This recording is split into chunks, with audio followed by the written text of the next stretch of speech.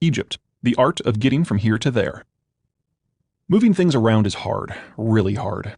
Anyone who has ever rowed a boat or paddled a canoe in a place where you had to make a portage can quite enthusiastically tell you how much easier it is to move stuff around on water than on land.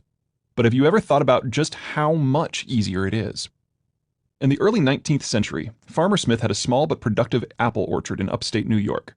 Every fall, he loaded his horse Tobias with 250 pounds of apples for market, which was all that Tobias could carry over the pass that snaked through upstate New York's hilly terrain. Farmer Smith's apples were very popular. He did well, saved his money, and planted more apple trees. In a few years, Farmer Smith had done well enough to afford a cart to transport his harvest, and with Tobias strapped in, he could now take 2,000 pounds of apples to market with each cartload. Years passed, the weather held, and Farmer Smith's apples continued to sell. With his proceeds, he bought more acres of land and planted more apple trees. By the fall of 1825, Farmer Smith was in luck. The long-awaited Erie Canal was finally finished and open for business. Tobias had long since been put out to pasture, so Farmer Smith roped his new horse, Jedediah, to the barge he'd rented in Albany. Jedediah was able to pull 30 tons of apples all the way across the state to Buffalo, where the Erie Canal ended and Lake Erie began. And thanks to the waterways of Lake Erie, Farmer Smith could now sell his apples as far away as Detroit. Almost 2 centuries later, the proportions in the above example have barely budged.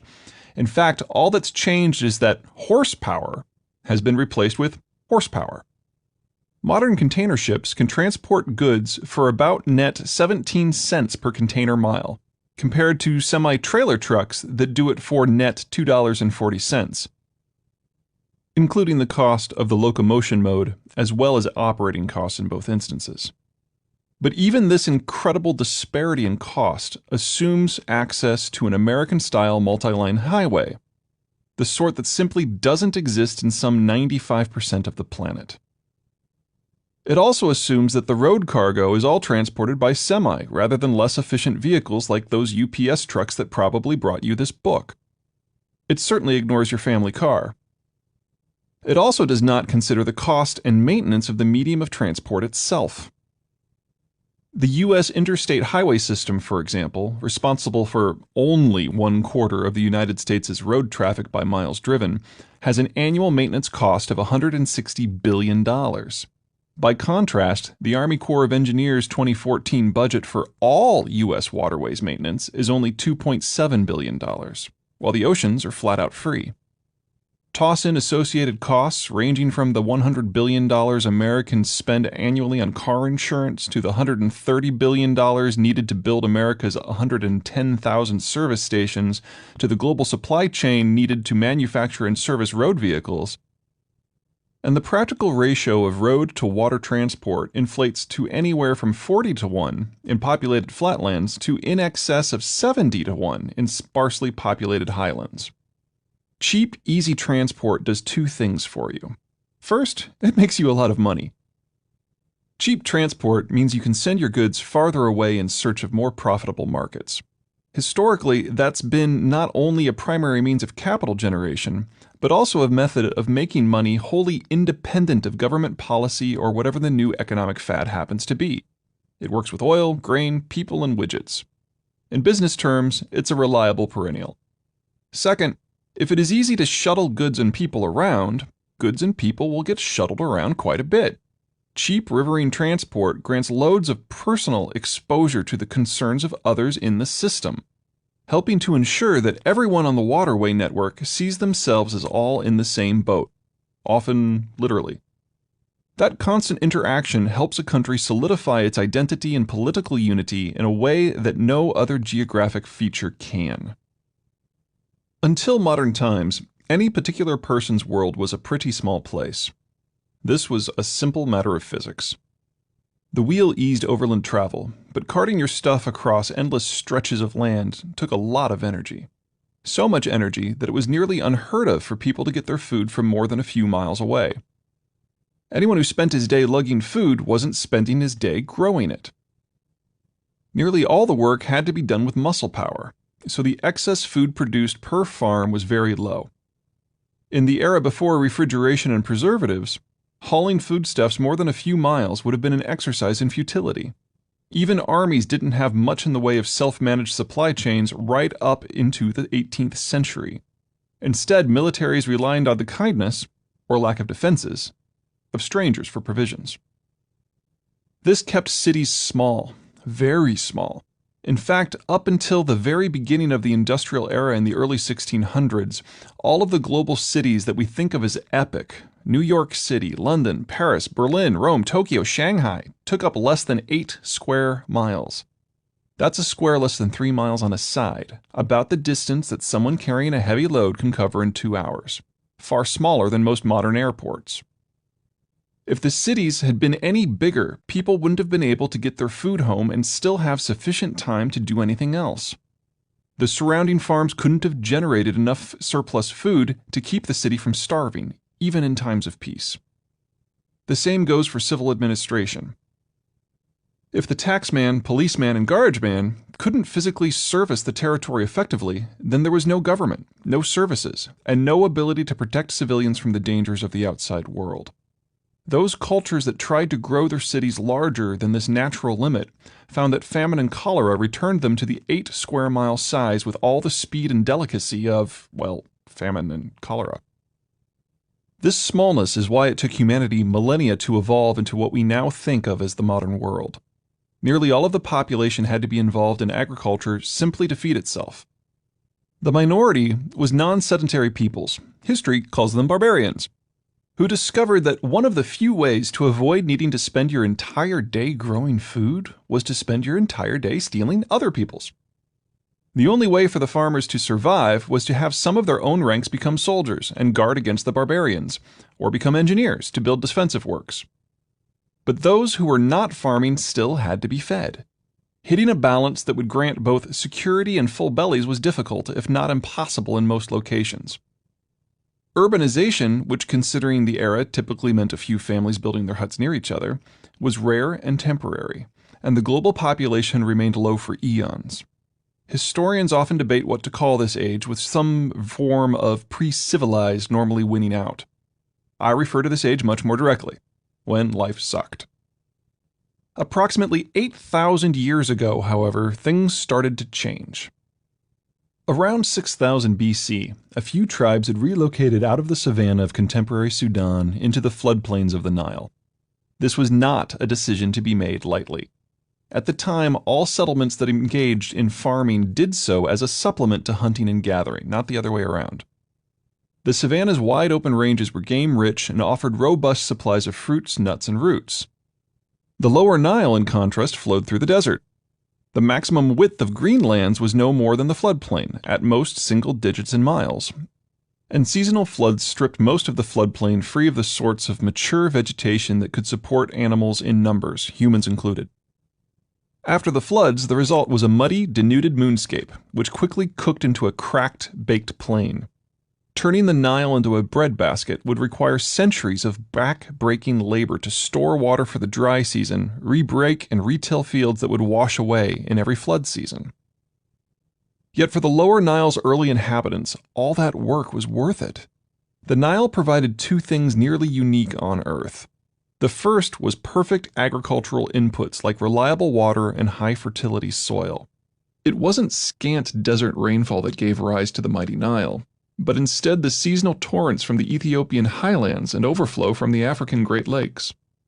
The seasonal floods washed down soil of fertility far higher than what could be obtained outside the river valley. The Nile was flush with water supplies every year in a cycle so reliable that true droughts were quite literally biblical events. Perhaps more important was the second factor. The lower Nile was safe. One could stand on the ridges above the Nile floodplain at any point within 1,000 miles of the sea, look east or west, and be met with the exact same view: an endless desert waste. With the technology of transport largely limited to what you could carry yourself, it was simply impossible for any hostile force to cross the desert, which meant that it was nearly impossible for anyone, whether in the form of lions or barbarians, to reach the lower Nile. It was one of the few places in the world where there was enough water to survive and enough security to thrive. This combination of factors, high soil fertility, water supplies independent of and therefore more reliable than local rainfall, and physical security, not only provided food surpluses, but it also meant that even with a permanent guard, there was still a surplus of labor. That surplus labor could be put to use in expanding irrigation networks and generating yet more food surpluses, building an army and taking over the neighboring city and its food production capacity, building walls, generating more security and freeing up yet more labor, or for general civilizational advancements in everything from metallurgy to writing.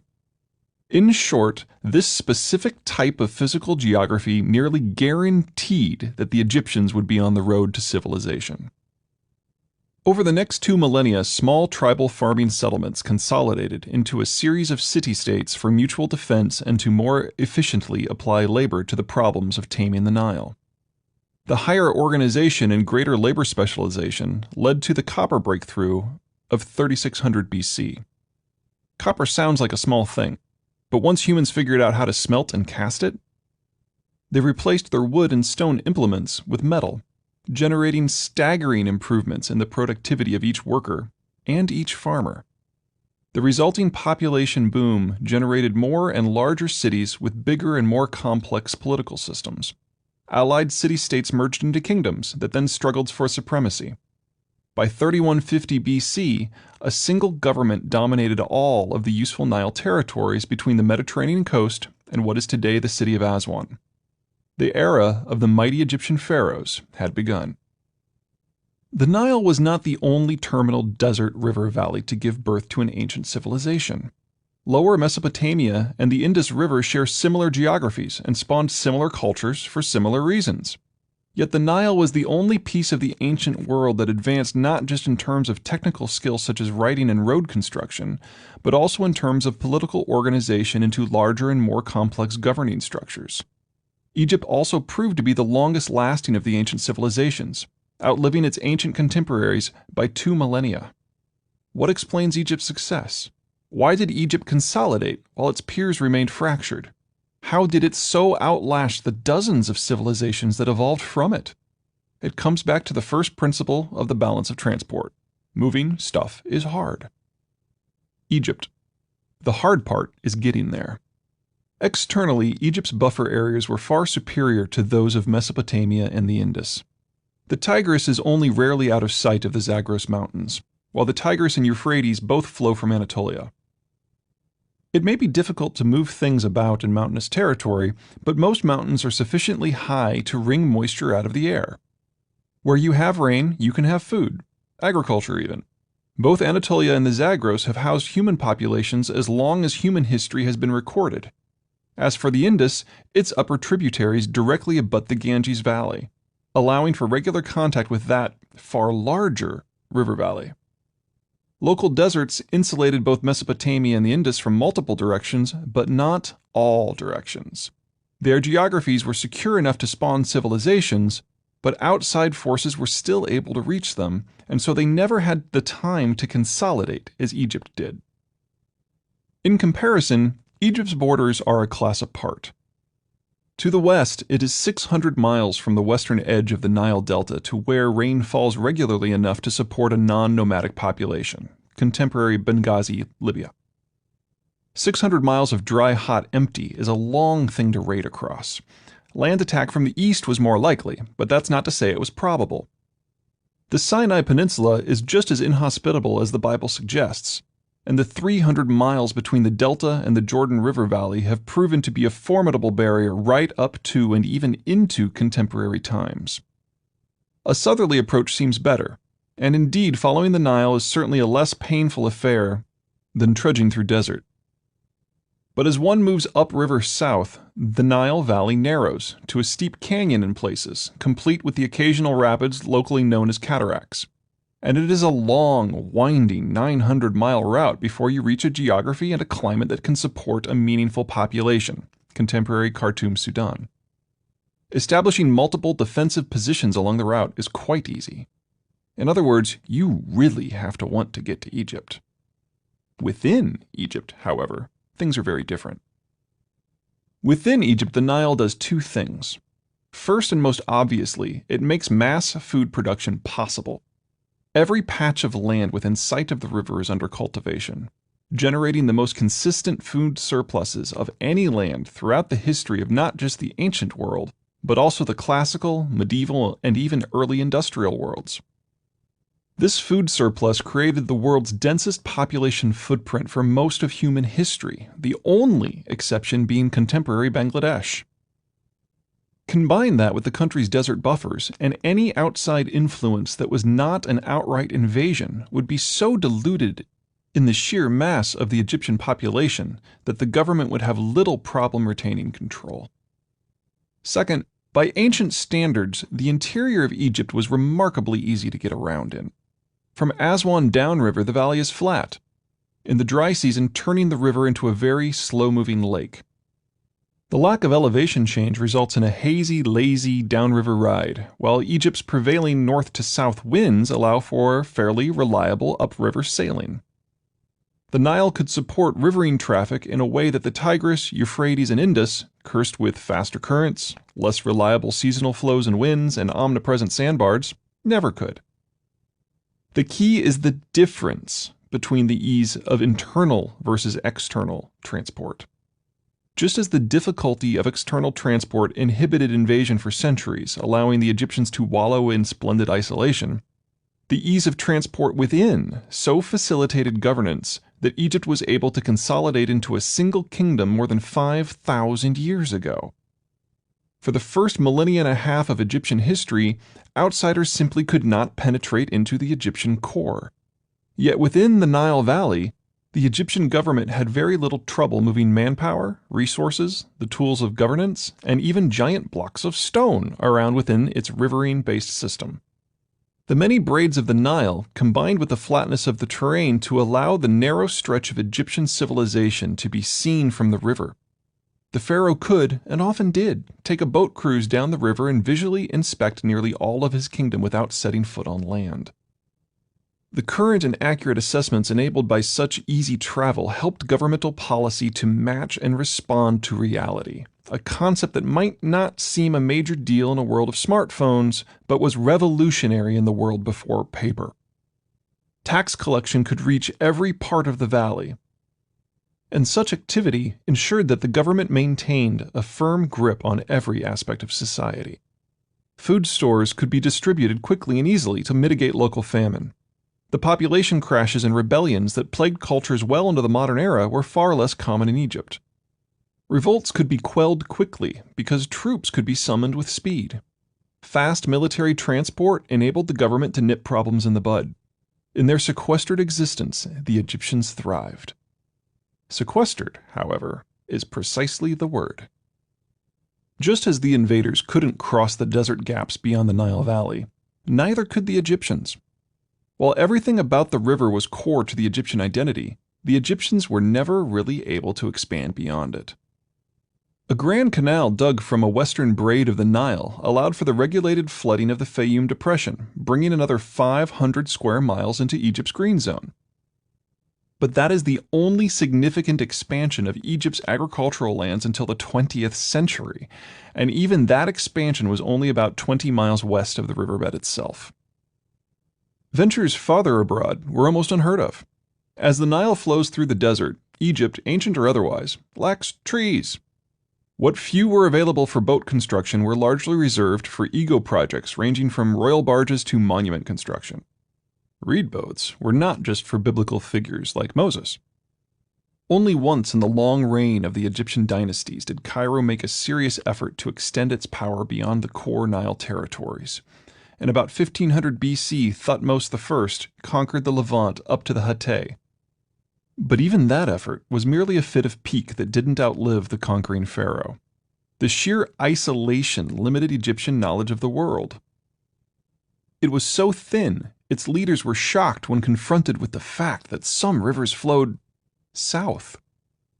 Don't be too hard on them. It was 3,500 years ago, and until their discovery of the Jordan and the Euphrates, the Egyptians had never seen another river except the north-flowing Nile.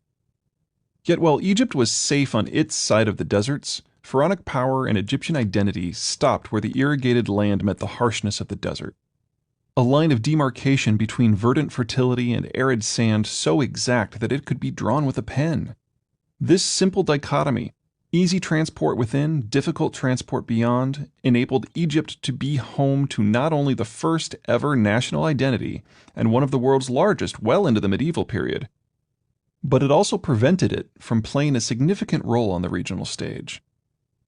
This differential also shaped what type of people the Egyptians would become.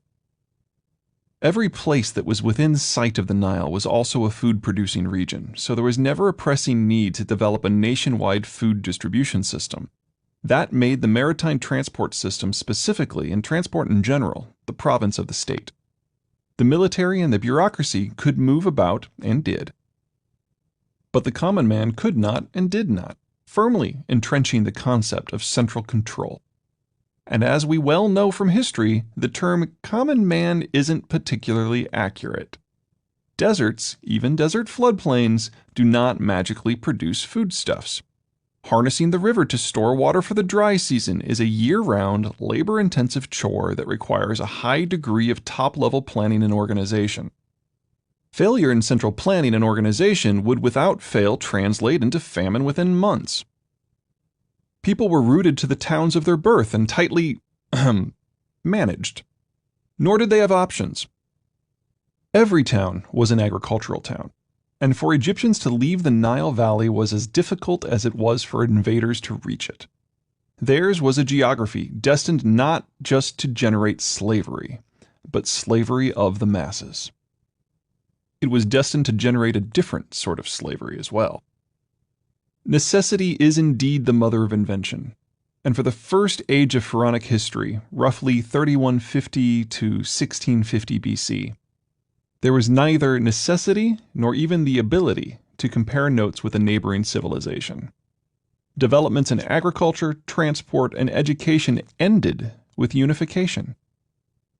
Instead of generating higher and higher food surpluses, or attempting either to advance their civilization or to expand it past the confines of the Nile, the Egyptians dedicated all spare labor to monument construction. They got really good at building really big piles of rocks, but technological innovation came to a screeching halt.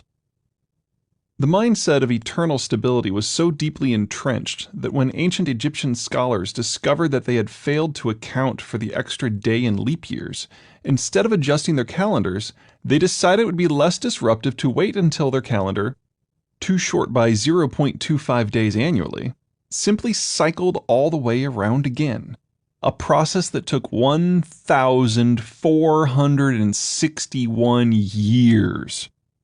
When that day arrived, the Egyptian leadership declined to make the adjustment, since from their point of view, the inaccurate calendar had triggered no deleterious events in the past millennia and a half. It wasn't until the Greeks occupied Egypt that they forced the adoption of an accurate calendar. But only in Egypt. Cultures elsewhere, even the ancient civilizations of Mesopotamia and the Indus, continued to exist in a crucible. For them, existence was a struggle against famine, against nature, against each other. New technologies developed to deal with problems that Egypt was blissfully unaffected by. Writing led to literacy, copper led to bronze, spears led to swords, domesticated animals led to chariots. All of these technologies that most people associate with ancient Egypt were not actually developed there, because in Egypt there was no pressure for development past their original technologies of irrigated agriculture, basic engineering, small boats, and hieroglyphics. Even the word pharaoh was an import. In time, two of these new technologies, the domesticated camel and a sailing ship that could transport meaningful volumes of cargo, proved Egypt's undoing.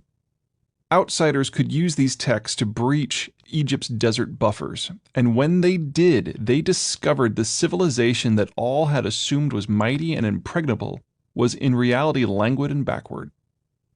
They also discovered that Egypt's slave-heavy population lacked motivation to fight for their country. Anyone who possessed the technical skills necessary to defeat the desert was also advanced enough to conquer Egypt with almost contemptuous ease. Instead of being the greatest of the civilizations, Egypt became an easily conquerable breadbasket for anyone seeking to rule the Mediterranean basin. Once the Nile was secured, the conquering power could redirect the population from pyramid building to food production. The excess food output could be diverted out of the Nile region to fuel the conquering power's bid for Mediterranean control. At the Roman Empire's height, the capital sourced much of its wheat consumption from Egypt. The Egyptians first lost their independence in 1620 BC to the Hyksos, commonly known in the West as natives of Canaan, and then were independent only intermittently until the Roman conquest in the 1st century BC. From there, the rule of Egypt is a who's who of the ancient, medieval, and industrial eras. Greek city-states, the Persian Empire, the Great Arab Jihad, the sublime port of the Ottomans, the armies of Napoleon, or the bureaucrats of the East India Company. The Egyptians never built another pyramid, and after the Roman conquest, they were not independent for a single day until the collapse of the European colonial era after World War II.